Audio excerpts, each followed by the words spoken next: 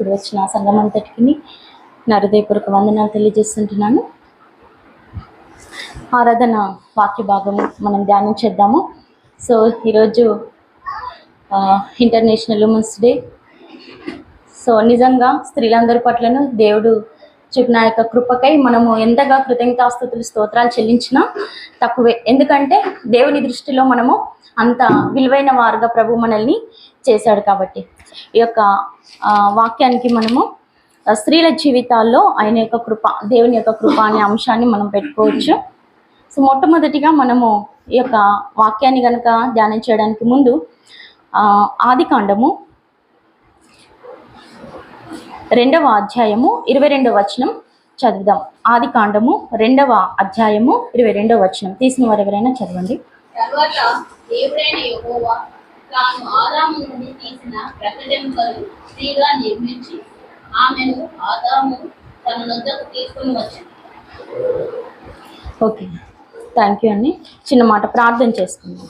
మహాపరిశుద్ధుడైనటువంటి ప్రియ పరలోకపు తండ్రి, కృపగలిగిన దేవ, దయగలిగిన తండ్రి, మీ కాగనమైన శ్రేష్టమైన నామం బట్టి స్తోత్రాలు దేవా. యొక్క సమయంలో మరి ఆరాధన వాక్య భాగంలో ధ్యానం చేస్తుండగా తండ్రి, కావాల్సిన మీ కృపను మాకు అనుగ్రహించండి తండ్రి. మీరు మాతో మాట్లాడండి తండ్రి. నీకు స్తోత్రాలు.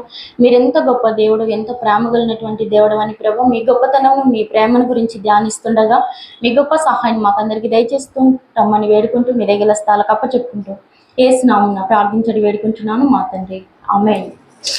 ఓకే, ఇందాక మనము చదివిన వాక్య భాగంలో చేసినట్టుగా నిజంగా దేవుని యొక్క సృష్టిని మనము చూస్తూ ఉంటాం కదా. దేవుడు చేసినటువంటి ఒక అద్భుతమైనటువంటి సృష్టిని మనం చూస్తూ ఉంటాము. సో ఆయన అద్భుతమైనటువంటి సృష్టికర్త, ఆయన అద్భుతమైనటువంటి సృష్టికర్త. దేవుడు స్త్రీని కేవలం ఒక ప్రాణిగానే కాకుండా తన స్వహస్తాలతో ఒక ప్రత్యేకమైనటువంటి ఉద్దేశంతో ప్రభు నిర్మించాడు. అండ్ ఇక్కడ ఆయన చేసినటువంటి యొక్క సృష్టిలో ఒక ప్రత్యేకమైనటువంటి శ్రద్ధను మనము చూస్తుంటున్నాము.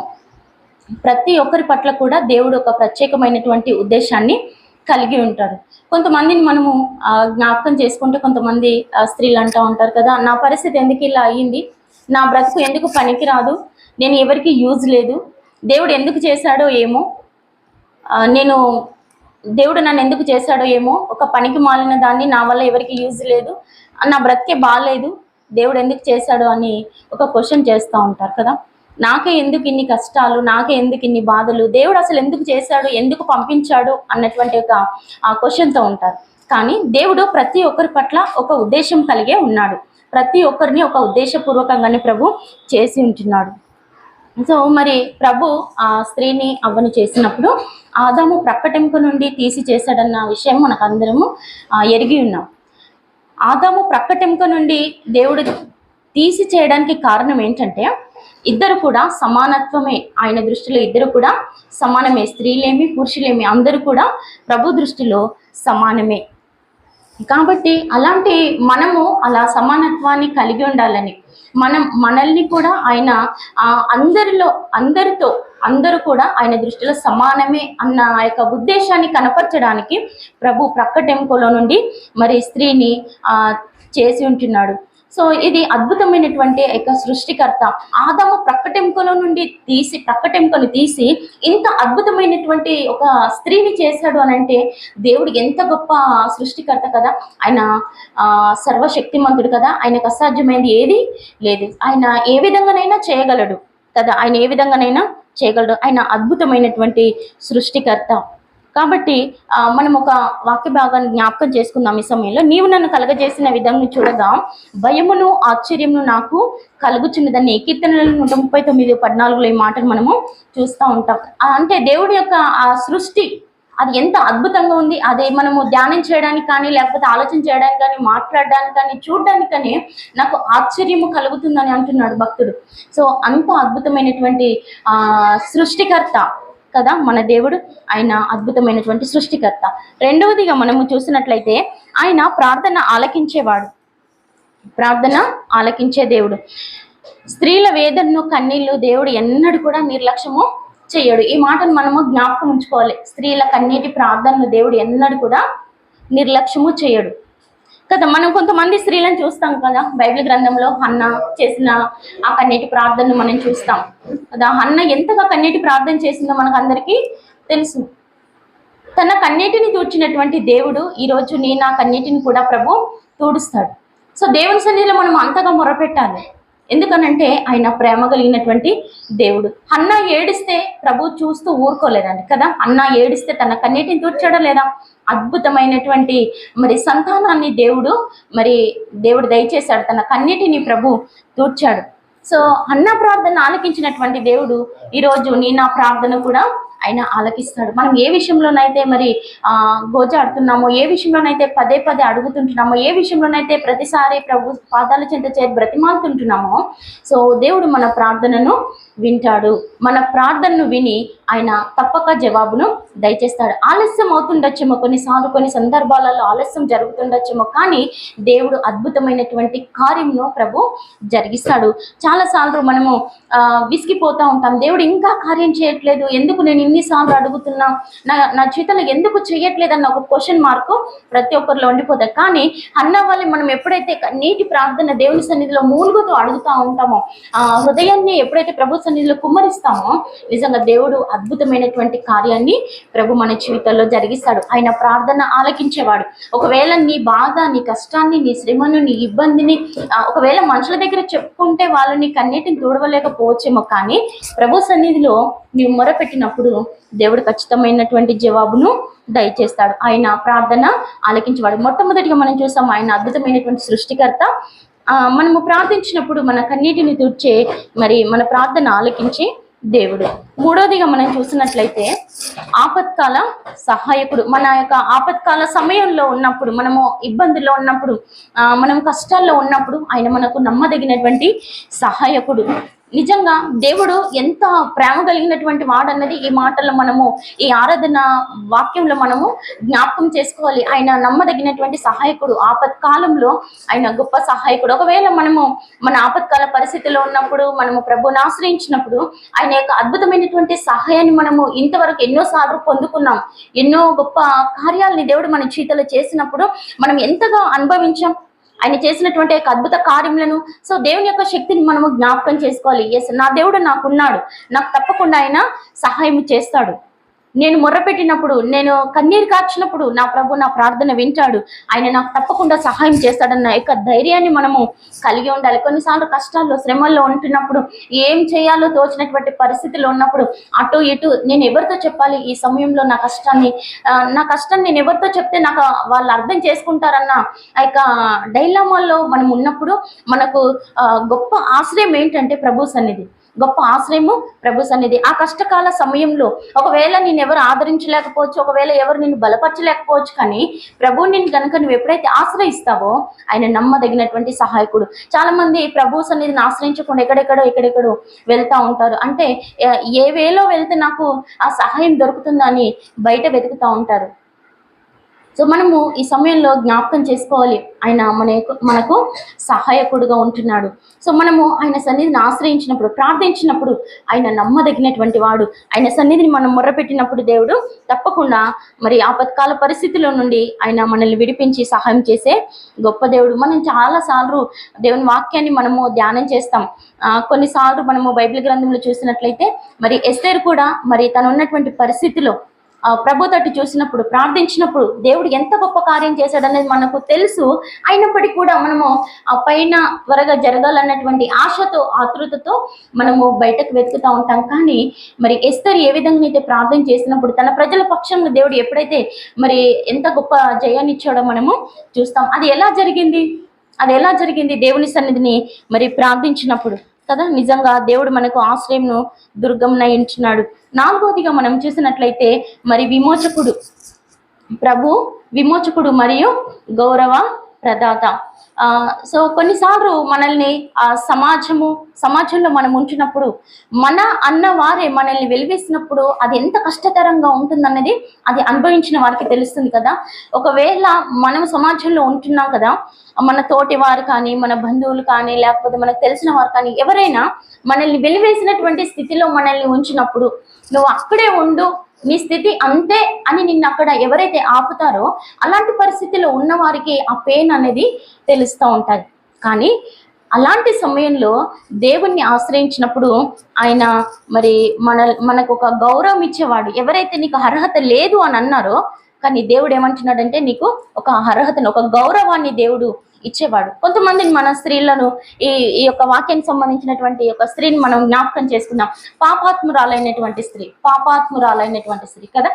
తన్ను నువ్వు పాపాత్మురాలు అని ప్రజలందరూ తన్ను బాధ పెడుతున్నటువంటి సమయంలో, లేకపోతే మాటలు అంటున్నటువంటి సమయాల్లో, లేకపోతే తనను దుఃఖపరుస్తూ అవమానిస్తున్నటువంటి సమయాల్లో దేవుడు ఆమెను ఏమన్నాడు?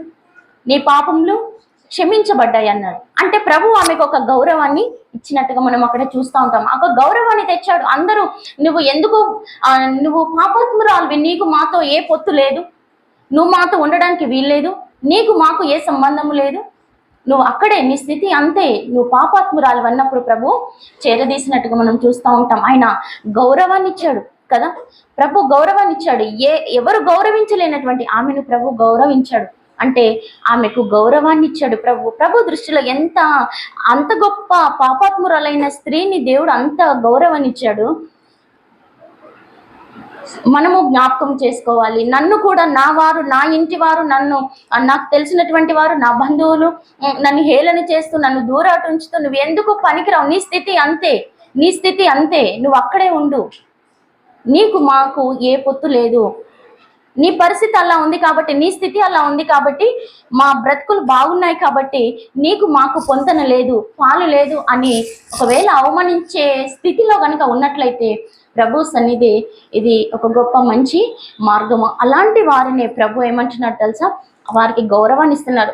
భయపడొద్దు, బాధపడద్దు. ఒకవేళ అలాంటి వారు సమాజంలో మనం ఎదుర్కొంటున్నటువంటి పరిస్థితిలో కనుక ఉన్నట్లయితే, నీ స్థితి ఇంతే అని నిన్నెవరైనా బాధ పెట్టినట్లయితే ఎంత మాత్రమును భయపడొద్దు, ఎంత మాత్రమును అధైర్యపడొద్దు. జీవము గల దేవుడు నా పక్షంన ఉన్నాడు. ఆయన నన్ను చేరదీసేవాడు. ఈ లోపల ఎవరు చేరదీయకపోవచ్చు, ఈ లోపల ఎవరు నిన్ను ప్రేమించలేకపోవచ్చు, ఈ లోకంలో నీ స్థితిని చూసి నీ స్థితి అంతే అని నిన్ను హేళన చేయవచ్చు. నీ కష్టాన్ని మారవు, నీ ఇబ్బందులు ఏవి మారవు, నువ్వు ఎందుకు ఈ సమాజానికి ఏమి ఉపయోగపడే విధంగా లేవు, మాకు ఏమి ఉపయోగపడే విధంగా లేవు అని నిన్ను తృణీకరించొచ్చేమో, కానీ మనుషులు మాత్రమే నిన్ను తృణీకరించారు, కానీ దేవుడు ఎన్నడూ నిన్ను తృణీకరించాడు. ఎందుకంటే దేవుడు నిన్ను ఒక ఉద్దేశంతో చేశాడు. దేవుడు నిన్ను అంతగా ప్రేమిస్తున్నాడు కాబట్టి నువ్వు భయపడడానికి వీల్లేదు. నిన్ను ఎవరు చేరదీయకపోయినా వీల్లేదు, నిన్నెవరు అర్థం చేసుకోకపోయినా వీల్లేదు. దేవుడు నిన్ను అర్థం చేసుకుంటాడు. కనిపెట్టు, ప్రార్థన చేయి. అద్భుతమైనటువంటి కార్యాన్ని దేవుడు నీ జీవితంలో జరిగిస్తాడు. అద్భుతమైన విధంగా ప్రభు నిన్ను నడిపిస్తాడు. ఆయన హస్తాలకి నువ్వు వచ్చినట్లయితే అద్భుతమైన విధంగా దేవుని యొక్క గొప్ప ఆదరణను దేవుడు నీకు దయచేస్తాడు. కాబట్టి మనము ఈ యొక్క సమయంలో యొక్క మాటను మనం జ్ఞాపకం చేసుకోవాలి. ఏ అర్హత లేని నాకు దేవుడు గొప్ప అర్హతనిచ్చాడని ప్రభుని ఆరాధన చేయాలి. ఆయన ఎంత ప్రేమ కలిగినటువంటి వాడు, ఎంత గొప్ప దేవుడు కదా. అంత గొప్ప పరిశుద్ధాత్మ దేవుడు, పరిశుద్ధుడు పరిశుద్ధుడు పరిశుద్ధుడు అని నిత్యము కోట్ల దేవదూతలతో కొనియాడబడుతున్నటువంటి ఆ పరలోకపు తండ్రి నీ నా ఘోరమైనటువంటి పాపములన్నిటిని కడిగాడు తెలుసా. నీ నా ఘోరమైనటువంటి పాపములన్నింటిని కడిగి ఈరోజు ఈ దినాన ఆయనను ఆరాధించే గొప్ప కృపా భాగ్యాన్ని దేవుడు మనకు దయచేశాడు. అందుని బట్టి ప్రభువుని గణపరిచి ఆరాధించాలి. ఇక చివరిగా 5వదిగా మనం చూసినట్లయితే పునరుద్ధాన విజయ సారథి. ఆయన మరణాన్ని జయించినటువంటి దేవుడు, మరణాన్ని ఓడించి తిరిగి లేచినటువంటి దేవుడు. ఆయన నీ కొరకు, నా కొరకు ఆ కలువరి సిలువలో ప్రాణం పెట్టి చనిపోయి తిరిగి లేచినటువంటి జీవము కలిగినటువంటి దేవుడు.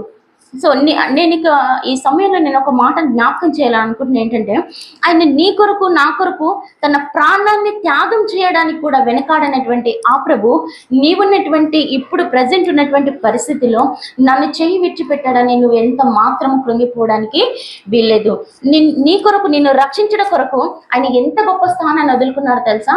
అత్యున్నతమైనటువంటి సింహాసనంను విడిచిపెట్టి నిత్యము కోట్ల దేవదూతలతో కొనియాడబడుతున్నటువంటి ఆ పరలోకపు తండ్రి వాటన్నిటిని పక్కన పెట్టి నీ కొరకు దీనుడై ఈ లోకానికి వచ్చాడు. ఎందుకో తెలుసా, ఆయన నిన్ను ప్రేమిస్తున్నాడు కనుక, ఆయన మనలందరినీ ప్రేమిస్తున్నాడు కాబట్టి ఆయన ఈ లోకానికి వచ్చాడు.